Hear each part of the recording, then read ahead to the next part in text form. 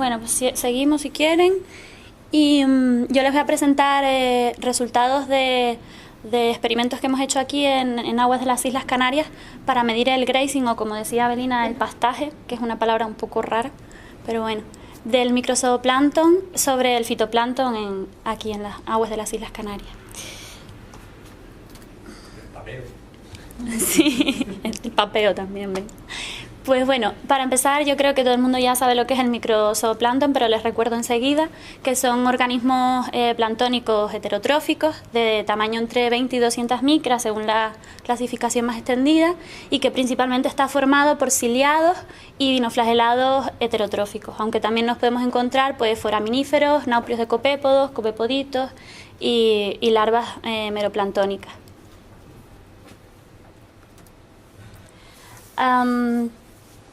Bueno, cuando se consideraba el papel que jugaban el zooplancton dentro de la cadena trófica clásica, pues no se había tenido en cuenta el microzooplancton hasta que hasta que surgió la hipótesis del bucle microbiano, donde, bueno, en principio en la cadena clásica pues se consideraba que el zooplancton, el mesozooplancton, era el actor principal, digamos, de la bomba biológica y se alimentaba de fitoplancton y contribuía al transporte de carbono hacia aguas más profundas, donde respiraba y excretaba, y aparte de lo que aportaba la materia orgánica particulada que se hundía en la columna de agua.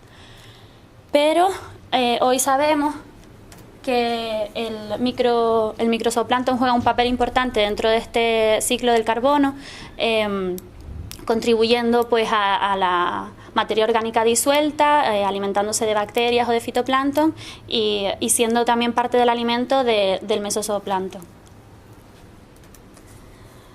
Es decir, que hoy sabemos que son elementos principales dentro de las cadenas tróficas marinas, y no solo en aguas oligotróficas, como se pensaba también hasta hace no mucho, sino también en ecosistemas más productivos. Y son los principales consumidores de la producción primaria. En aguas oceánicas se estima que es en torno a un 70% de la producción primaria lo que son capaces de consumir, y en aguas tropicales y subtropicales pues puede llegar hasta el 76% de la producción primaria. Y además son una de las principales fuentes de alimento del mesozooplancton, y de las pocas estimaciones que hay, pues se ha medido que los ciliados pueden suponer un 20% de la dieta diaria de los copépodos en aguas oligotróficas, y se estima que son tasas similares en flagelados heterotróficos. La zona de estudio es la corriente de Canarias, que como todos ya saben de sobra, pues forma parte del giro subtropical del Atlántico Norte. Estamos hablando de aguas oligotróficas, ya que estamos al norte de las islas, que no están afectadas por los fenómenos de mesoscala. Y bueno, se observa que hay una fuerte termoclina durante todo el año, y que solo permite que ocurra un pequeño bloom a finales de invierno, el denominado late winter bloom, porque la termoclina se erosiona debido al enfriamiento de las capas superiores del océano, y permite pues que aumente la biomasa y abundancia pues de fitoplancton y de zooplancton.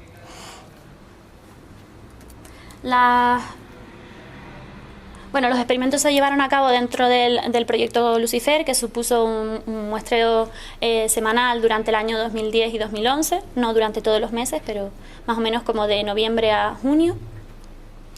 Y consistía en muestrear 4 estaciones al norte de la isla de Gran Canaria, una más costera y 3 estaciones más oceánicas, donde se cogía el agua para hacer los experimentos. Durante el primer año, 2010, pues se muestreó en la estación 3 para los experimentos, y en el año 2011 pues en la estación 2, pero ambas tienen prácticamente las mismas condiciones hidrográficas.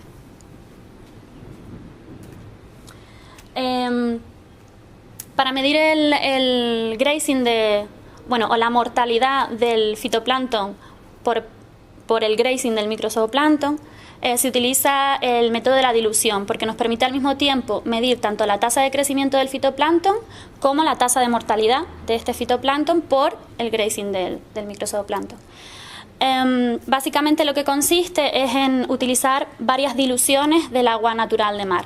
Entonces lo que hacemos es que muestreamos de la botella Niskin parte de agua de mar sin filtrar y parte que se filtra para eliminar cualquier tipo de organismo y simplemente que esté el agua que nos sirve para formar una serie de diferentes botellas de diluciones.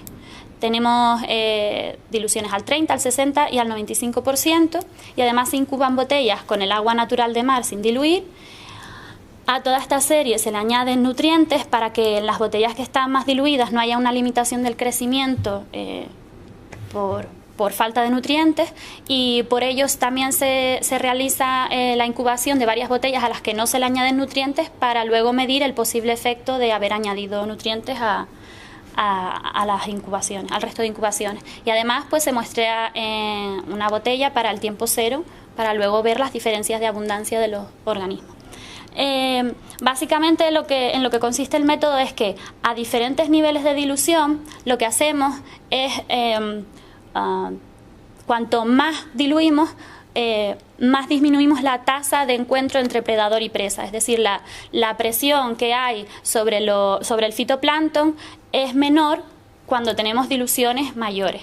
Entonces lo que nos permite esto es que a partir de esta ecuación, pues con diferentes niveles de dilución obtenemos diferentes tasas de crecimiento aparente y si lo ajustamos a una recta, pues con la pendiente de la recta obtenemos la mortalidad del fitoplancton y con el corte con el eje pues obtenemos la tasa de crecimiento del fitoplancton.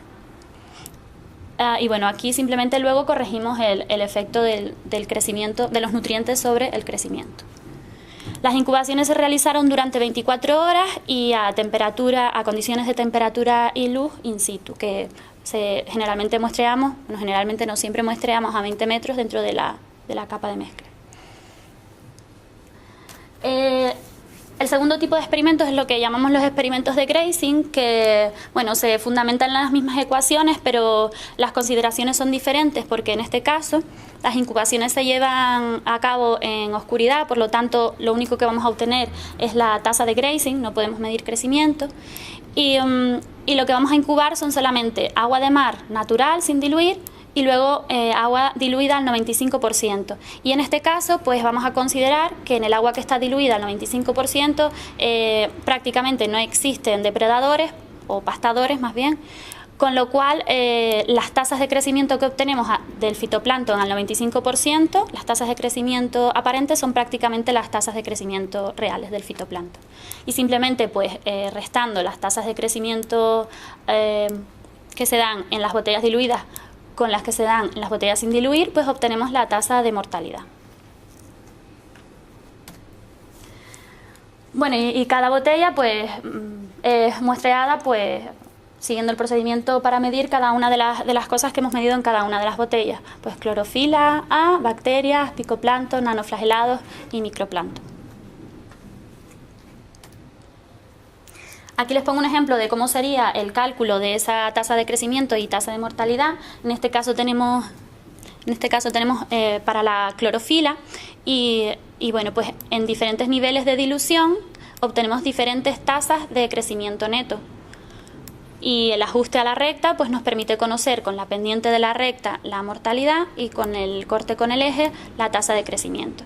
En este caso tenemos la clorofila, que sería pues la estimación del fitoplancton total, y luego tenemos lo que pasa en los diferentes grupos. Este será un ejemplo, por ejemplo, para bacterias, para picoeucariotas autótrofos, para cianobacterias, tanto cinecococos como proclorococos, y para flagelados, nanoflagelados autótrofos. Y ya pues pasando a los resultados, lo primero que quiero mostrar con esta tabla, que es un poco difícil de sacar de ahí los resultados, pero simplemente las diferencias que encontramos en cuanto a los valores que obtuvimos de tasas de crecimiento y de grazing sobre la la clorofila A, que sería sobre el fitoplancton. Si nos fijáramos solamente en los resultados que obtuvimos a partir de la clorofila, que es lo que hasta hace poco tiempo se hacía con los experimentos de diluciones, se medía solamente la diferencia de clorofila y con eso se estimaba cuál era el grazing sobre el fitoplancton. Pues enseguida hubiéramos dicho que solamente se observaba grazing en 2 de los experimentos, tasas de grazing que además son bastante altas, que son estas que están aquí, de 2.06 y 0,85.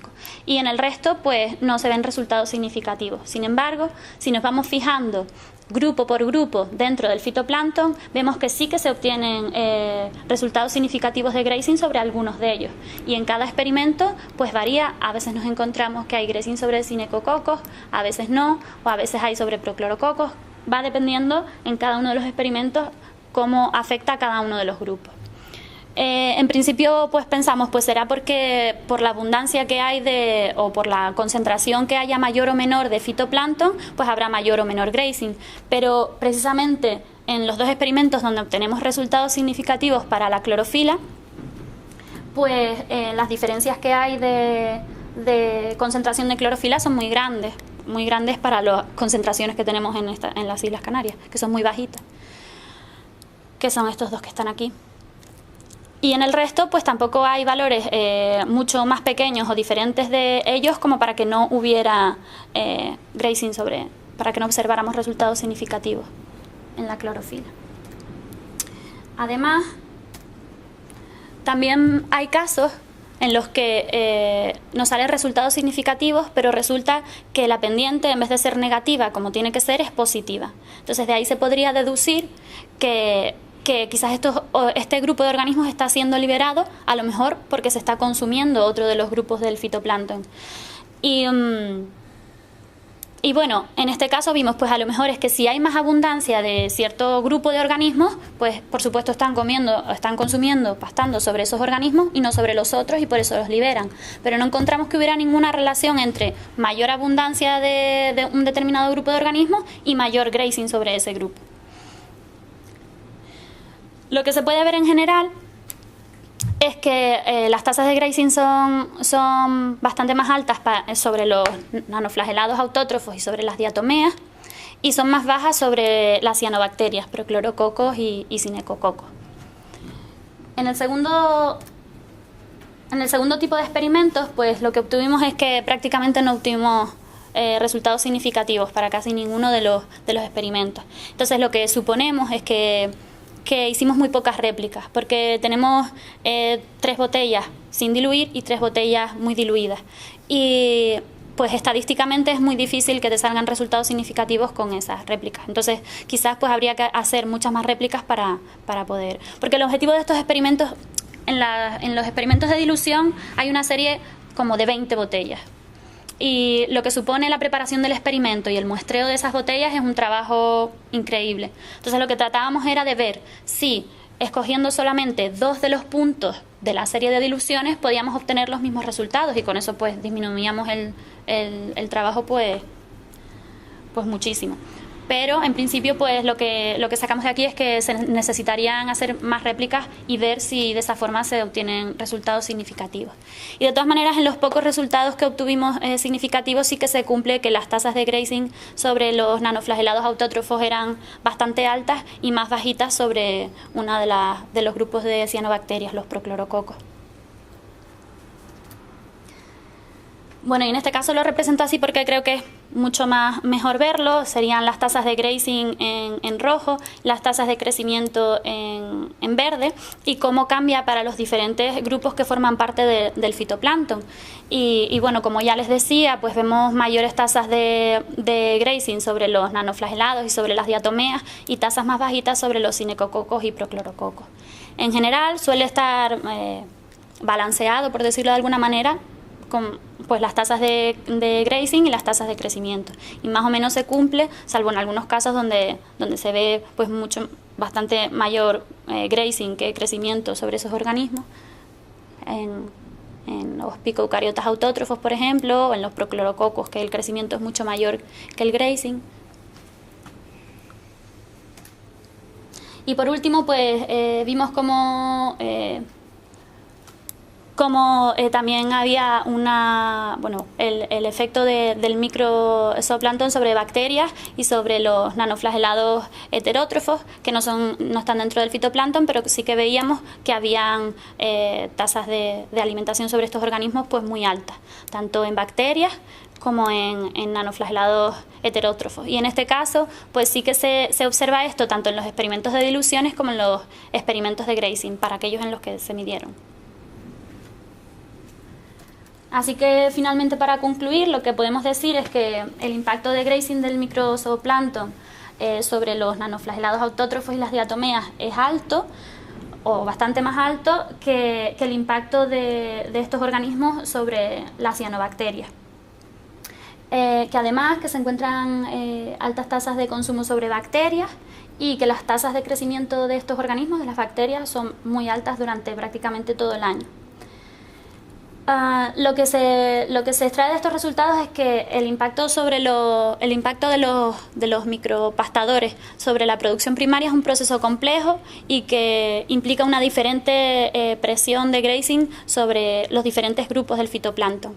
Por lo tanto, pues necesitamos un análisis muy detallado de la comunidad pico, nano y microplanctónica para realmente entender cuál es el papel y el impacto de estos organismos, de los micropastadores y las interacciones tróficas entre estos grupos del fitoplancton en aguas subtropicales.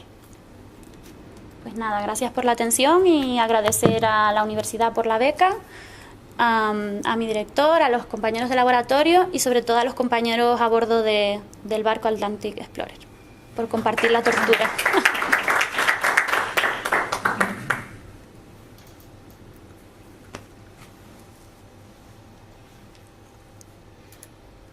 No le gustan las cianobacterias. Que no le gustan las cianobacterias.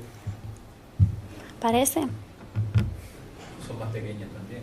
Y sin embargo, después decías al final las conclusiones que comían bacterias sin problema. O sea, que es una... Sí, bueno, claro, no sabemos quién está comiendo a quién, porque dentro el micro en aguas de Canarias es muy pequeño y hay dinoflagelados, por ejemplo, heterótrofos que también son muy pequeños, pueden estar fácilmente alimentándose tanto de nanoflagelados, autótrofos, heterótrofos, como de bacterias también.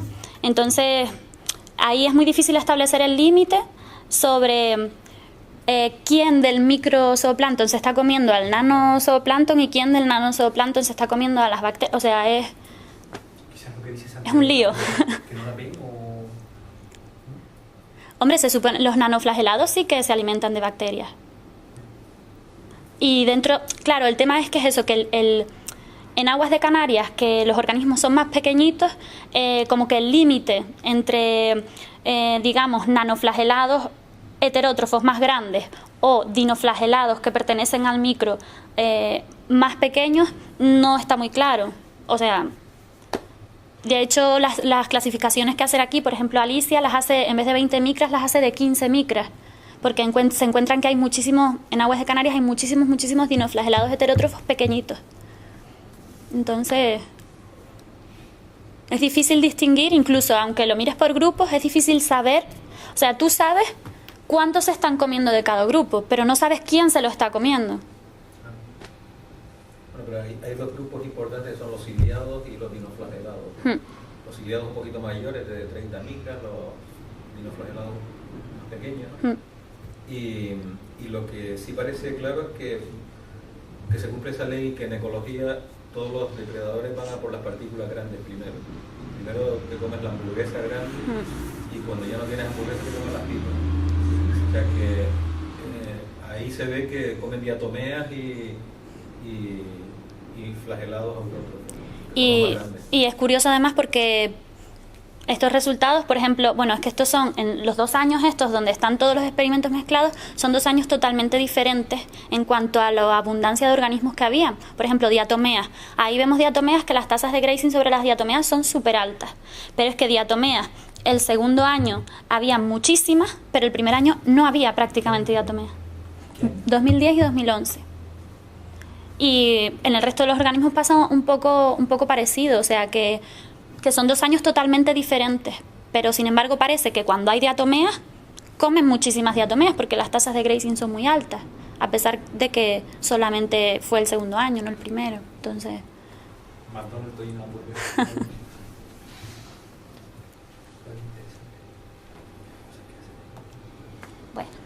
Bien, pues muchas gracias. Una pregunta. Ah, Cuando haces las diluciones y echas los nutrientes, ¿la concentración final es la misma en todas las diluciones? ¿O tú tienes tu frasquito de nutrientes y lo echas independientemente de la dilución? echas lo mismo en todas las diluciones, porque lo que te interesa es que los organismos que estén ahí estén afectados, si es que se ven afectados de la misma manera por la cantidad de nutrientes que echas. Entonces, la cantidad de nutrientes que se añade a las botellas se supone que es la cantidad adecuada para que no dañe a los organismos del microplancton, que son muy delicados, y al mismo tiempo no limite el crecimiento del fitoplancton. Porque, por ejemplo, en este caso no se ve tanto, pero hay otros casos en que sí se ve una diferencia. En aguas de Canarias, porque con mis datos, no se ve tanta diferencia entre el crecimiento con nutrientes o sin nutrientes. Pero hay otros lugares en que sí. Entonces tienes que añadir nutrientes porque si no las botellas más diluidas no te están dando el valor real de crecimiento que tendrían esos organismos en el mar. Pero sí son los mismos nutrientes para todas las botellas.